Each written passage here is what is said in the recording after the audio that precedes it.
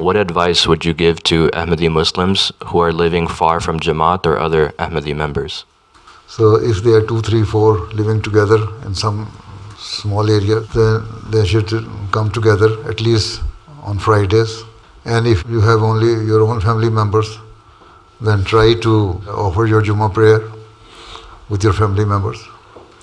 I lived in Ghana for quite a number of years, and there was no Ahmadi there, only my family members.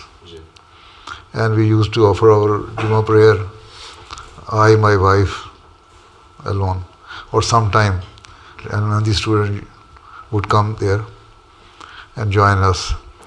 Later on at the other place, there was only one worker who was an Ahmadi.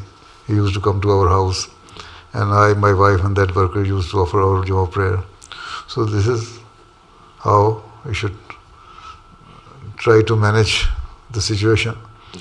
But at the same time,